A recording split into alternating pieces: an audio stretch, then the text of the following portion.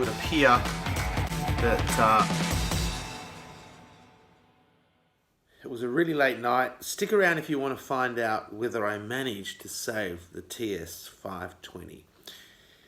Now, to begin this video, I need to caution everybody who's watching this. This video is not a how-to. It's not a point-to-point video of how to do this. And I would say to you that the voltages inside this equipment are deadly voltages. If you are not experienced or don't have the training, you shouldn't be taking the covers off any piece of equipment that has high voltages in it. I would say I'm not trying to put you off learning about this stuff, and you just need to make sure you find out how to do it and how to do it correctly. And it's probably a good starting point to start with DC voltage, QRP equipment, and start with safer stuff, lower voltages, lower power, and learn all about it, and then build up to something that's a little bit more challenging. Anyway, enough from me. Let's get on with the video. The Swiss psychoanalyst Carl Jung, a contemporary and compatriot of Freud, talked about a thing called synchronicity. And it's one of those amazing coincidences that tells you there's more to the operation of the universe than just blind chance. Anyway, this afternoon, did a bit of FT8, travelled around on the Air Spy and could hear a few people on 20 metres, and I thought, what better time to break out the old boat anchor, the TS520, and have a crack on SSB.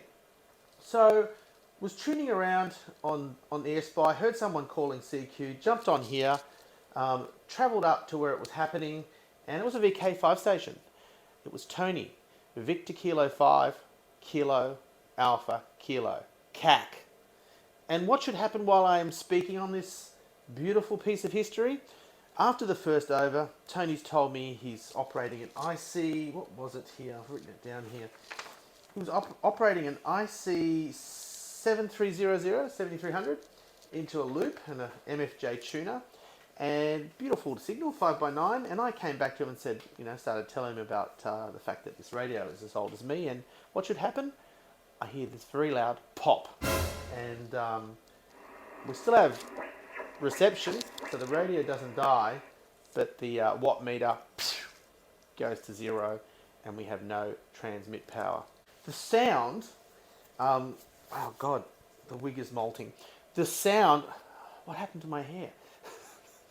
The sound was very much like what I've heard while I'm at university in the electronics lab when young people that don't understand that electrolytic capacitors are polarized put them in the wrong way.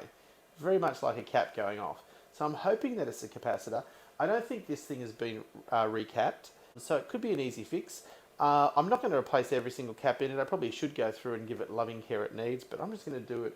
I'm one of those people that's basically, if it's working, just fix what needs to be fixed and don't go overboard, because you open the opportunity to stuff it up, or at least I open that opportunity to stuff it up. People who are better at this could probably do a better job. But what I'm going to do is I'm going to open up and I'm going to have a look inside and see whether it is in fact a capacitor or whether something else has gone. So we'll get inside and we'll just see if it's anything really obvious. But obviously it's going to be something to do with the transmitting section of the transceiver.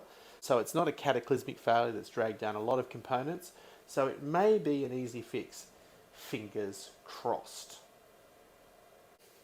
So let's get into this disaster zone and have a look and see whether we can work out what's gone wrong.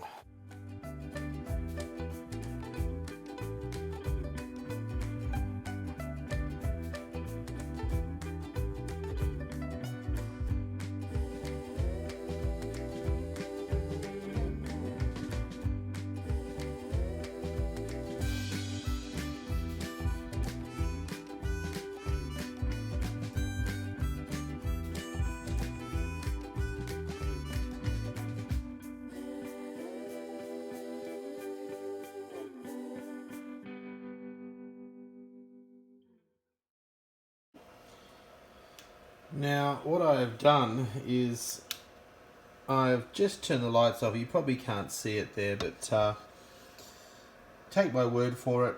I have checked to see whether we've got filaments happening in our two 6146Bs and the driver tube, and that I know is working. So filaments are all lit on all three tubes. That's a start. Obviously the cover is presently off that high tension section. I'm not even going to get near it.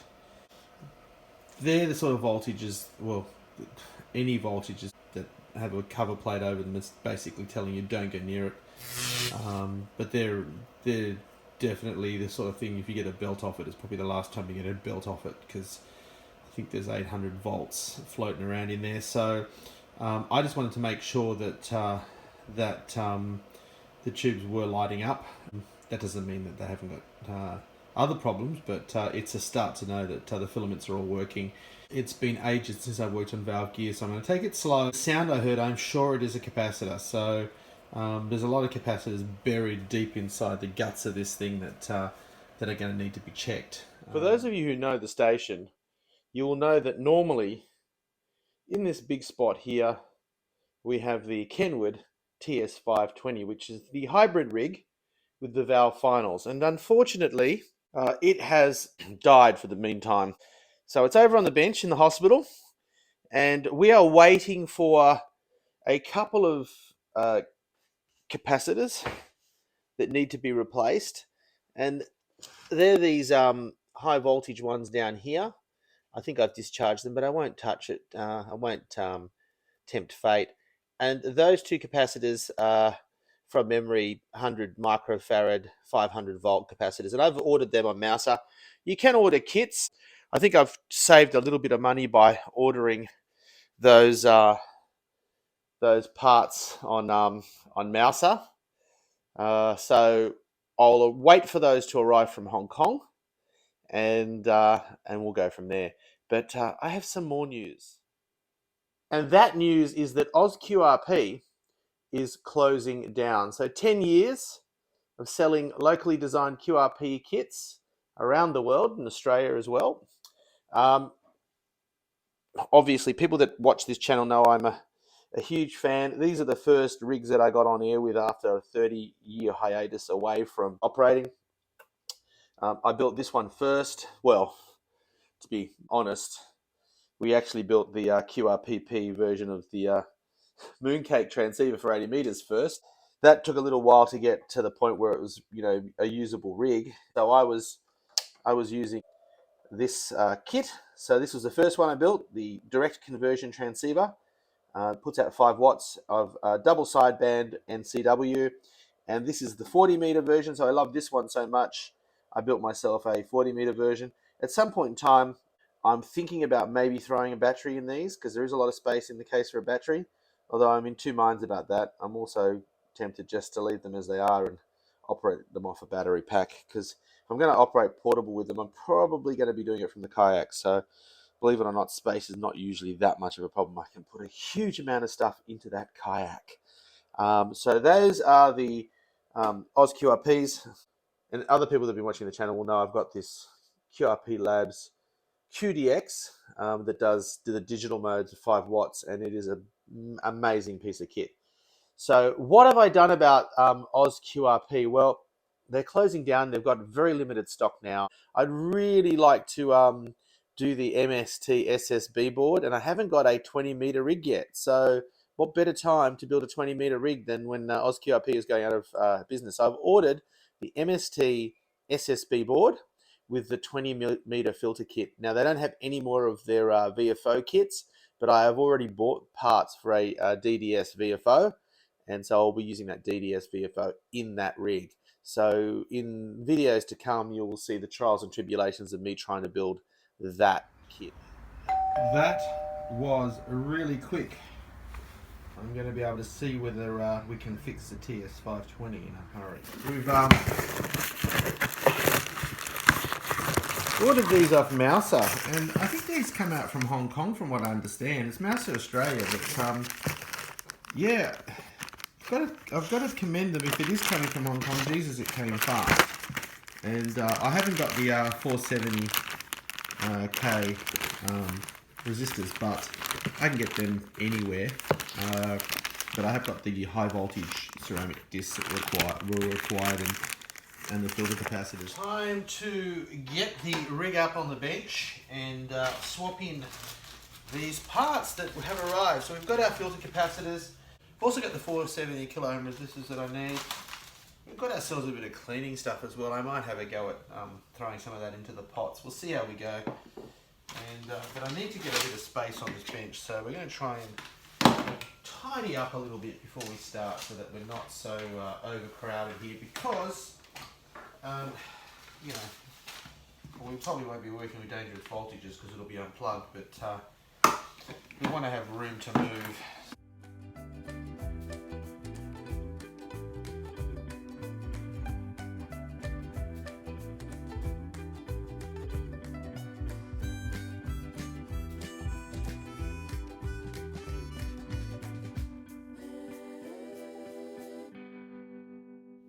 Now we've taken a photo of all this assembly here.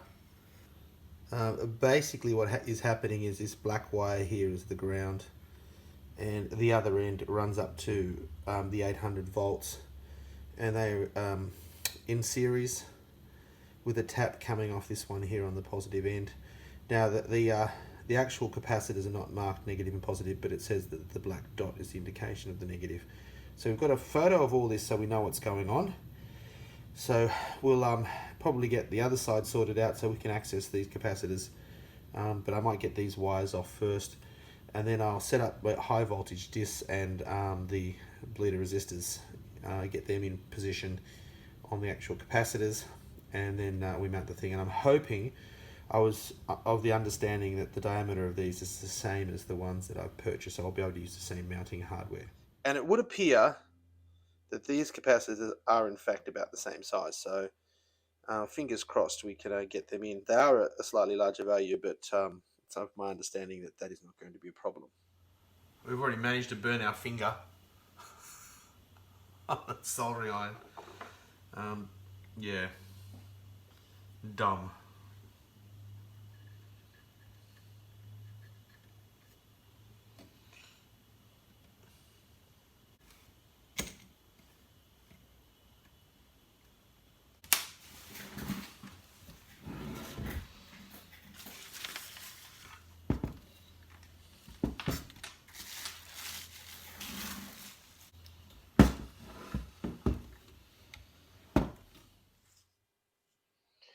Okay, so when you get this board out of the way, we've taken a photo of it so we know where it belongs.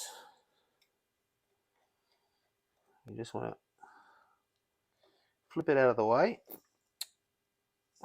Now, a lot of the wrapping on these boards has been done, a lot of the wiring, sorry, has been done with a wire wrap tool. When I used to work as an assistant to the test engineer at the data communications company that I started at, I used to have to build test jigs, and I would literally wire wrap for weeks at a time. So it is definitely a very robust way of making a wire joint. I'm surprised it's not still used more often, but I guess miniaturization has put paid to that technique, because the post does stick up quite a bit.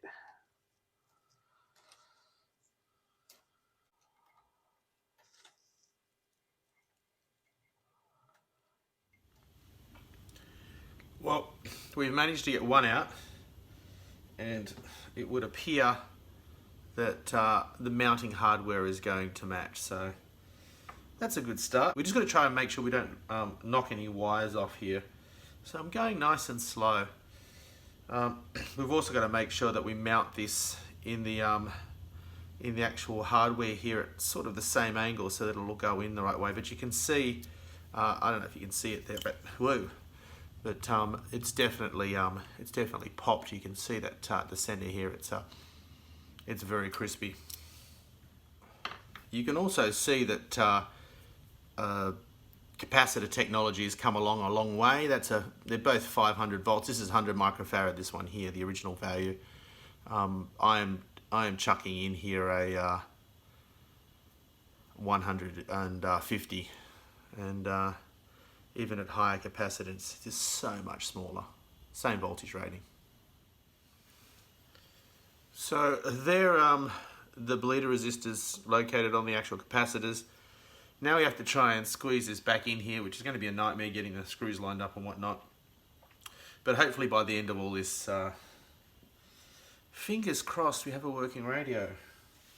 Okay folks, we have swapped out the old capacitors, and you can see, if you look at the end of that, just how crusty these are.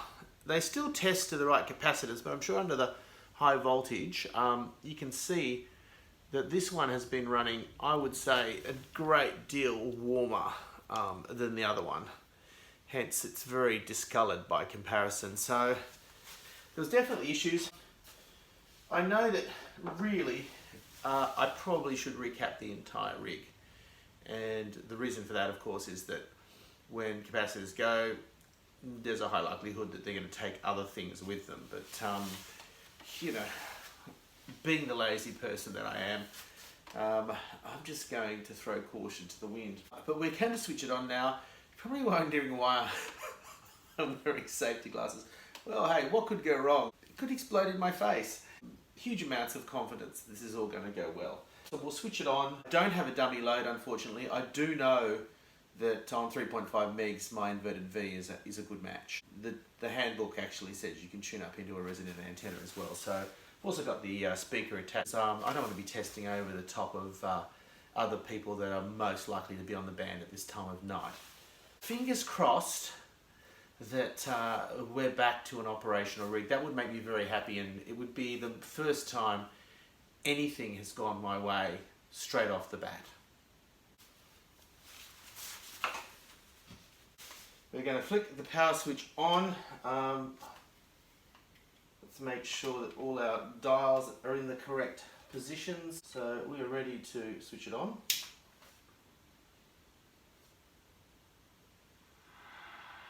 Okay, 3.5 megs.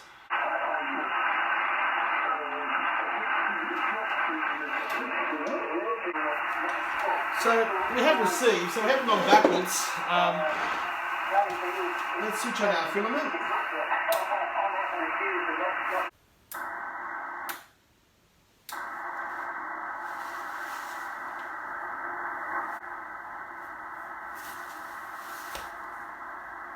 Still not working.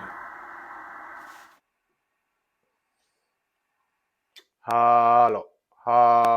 So I've got to say, we've had a bit of luck for a change. I now have output power, so we'll get the camera on the rig and I'll just show you some of the things that went wrong. So we've replaced those capacitors. We still had no output power. We had ridiculously high idle current. Went on some forums, found a few things out, and we'll have a close-up and I'll show you what I've replaced, and we're back online. We've got a rig that's working again, and I'm a happy chappy. Okay, so we were suffering from high idle current, and one of the things that I found on the forums that could cause that to happen was for our cathode resistors to start to drift and change in value. And I think the higher they go, the higher that current would become. And as it turns out, when I switched the rig on, idle current, even with the adjustment counterclockwise to 0, was slamming into the right-hand side of the meter, like bang. And that was not good. But then I was playing around down here looking for these resistors, and this one actually popped off the chassis, so it hadn't even been soldered very well. And that got me thinking, well, they've gone before, so they may have gone again. So a bit of detective work sometimes saves you a lot of time. We had some 10 ohm resistors, so we popped the 10 ohms that were in there out, and we started measuring. We measured them in circuit as well. That one came out to 1.04 mega ohms, as surprisingly did the other one. So they both failed to basically, almost, well, for all intensive purposes, an open circuit over a mega ohm. So we popped in these new resistors, and I was certain that, my luck being what it is, we would not have any success. But fired it up, idle current's good, and we have transmit. And I am ecstatic. Now, folks, I need you to listen really carefully. I said it at the beginning of the video, and I'll say it again. The voltages inside these rigs, anything that's got 240 on it is dangerous. Anything with vacuum tubes in it, you're looking at hundreds and hundreds of volts. This has 800 plus volts inside it, and you touch the wrong bit and you'll only do it once. You won't be around. So if you don't have much confidence or previous experience servicing electrical equipment, my advice to you would be the correct training, do the correct due diligence on learning about this stuff before you start mucking around with it, because it can really give you a belt, and quite often you'll only get one chance at it. So do not open up the covers on anything that you're not confident to fix, and make sure it's not false confidence. I will honestly say I have had experience at this, and I was expected to repair valve final transmitters when I was at sea. It was a long time ago, so even I was very, very patient, and I proceeded with a huge amount of caution because I plan on being around for a very long time. And this is just a very quick test on Hunter Valley SDR radio. Testing 1, 2, 3. Testing 1, 2, 3. This is Victor Kilo 2 Alpha Oscar Echo. Testing 1, 2.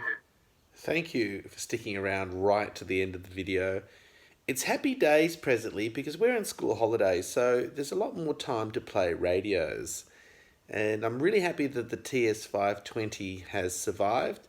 Please remember to like and subscribe. And hopefully the next videos that are coming up will be my AusQRP kit that I've just purchased, the MST SSB board, and some experiments with DDS VFO. So much more frustration, homebrew style, is to come. And we'll see you in the next episode of The Art of Engineering. 7 threes.